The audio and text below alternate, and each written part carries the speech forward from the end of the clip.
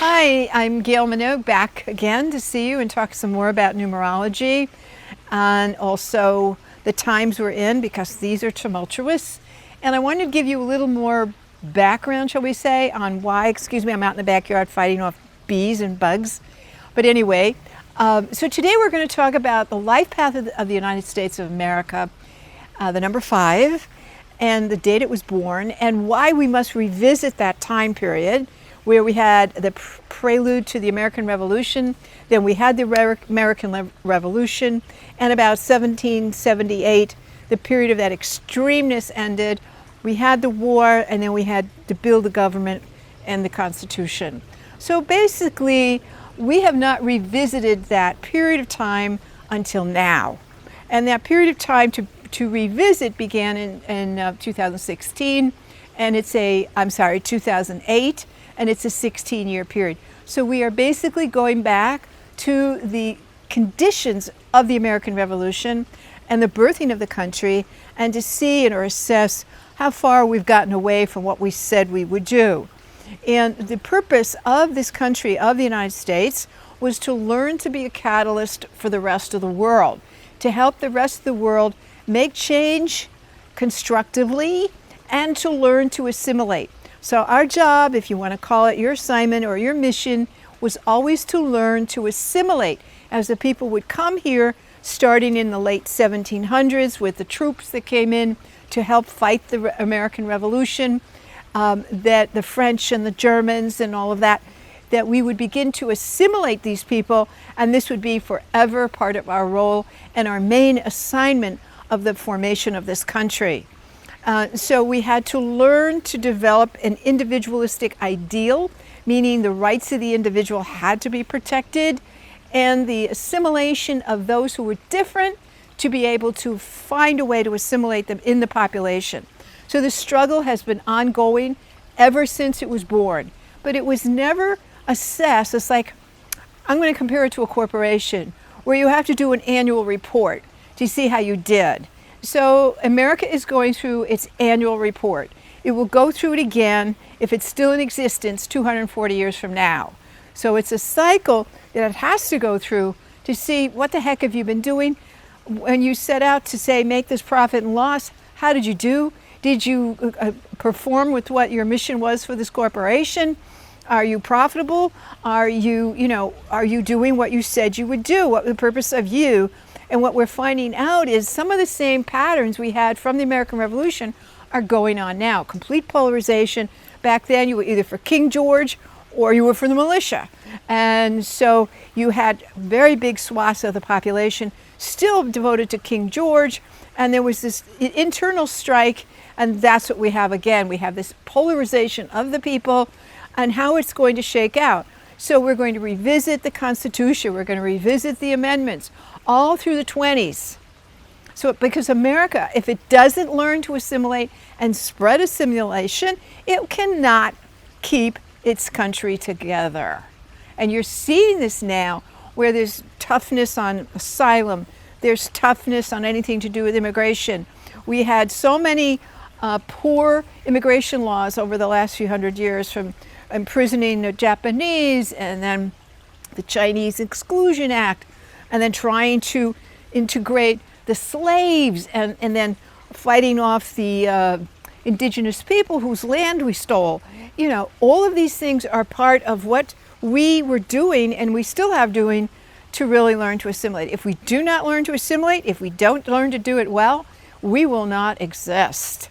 So up to us, and this is the assessment period. It's long, it's 16 years, and then we have to make the changes to the amendments, the Constitution, that needed to be changed. This was a breathing instrument. It wasn't sealed in blood and dead. It was a breathing instrument to be activated and modernized.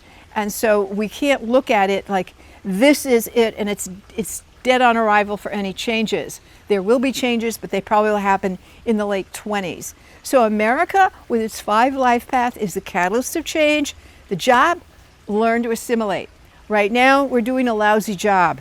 We have what I call administration and a very sizable, noisy chunk of the population that says different is dangerous. I mean, we've been hearing since the days of Benjamin Franklin that different is dangerous. So we either learn to get it or we learn to get out. And so my feeling is America came in with a super good chart. When it gets through this, it survives through this, it's going to really prosper. But it has to go through this, and that's what you're seeing.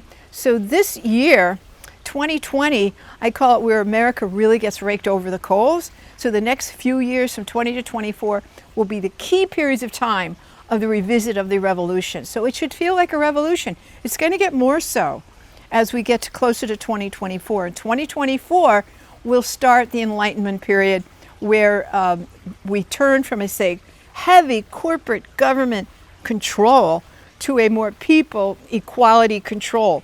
But this again is what happened at the same time in the American Revolution. So it's a very revolutionary period. It's affecting the racial relations, the protests, the George Floyd condition. You have a pandemic that had to expose all the inequalities of healthcare and services. All these are tools to make America wake up, correct itself, clean itself up. And then you have, starting at 2000, on top of that, you have the rise of the female. She's going to be in operation for 1,000 years, from 2000 to 2009, 999. And so her big year, big beginning is 2024. So she's in preparation, and you're going to see, again, that kind of diminishment of this militaristic approach to everything by our leadership. Because that's the dying end, that's the dying off. That's the King George group. If you compare it to the old revolution, this old guard of heavy-duty military, heavy-duty, heavy-handed, throw in the bombs and the tanks, is part of King George, and that's what the revolutionaries wanted to get away from, and that's what we're doing, the exact same thing, only it's the heavy hand of the government that we're getting away from and the heavy hand of the corporations that we're getting away from. So it's definitely not an easy period, but this is the deeper reason why we will go through pandemics, why we will go through racial protests, why we will go through inequality of jobs, housing, all of that. And so this is kind of give you an overview, an idea of the bigger picture of what's happening.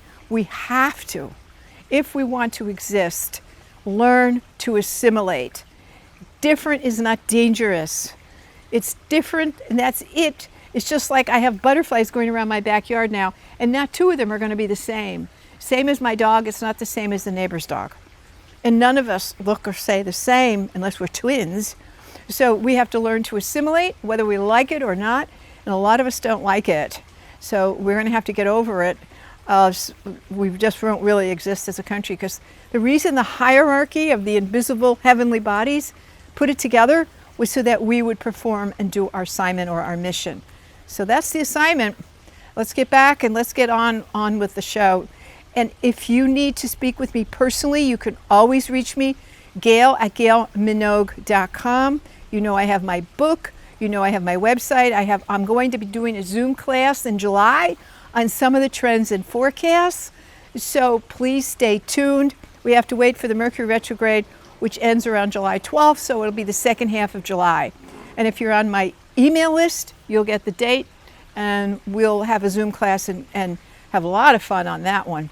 Okay, thank you again for listening, and I look forward to hearing from you. Love to hear from you. I love your emails and your notes, and I do many private sessions for you so that I help you, guide you, and get you back on the road instead of falling off into the side. Thanks so much. Bye-bye.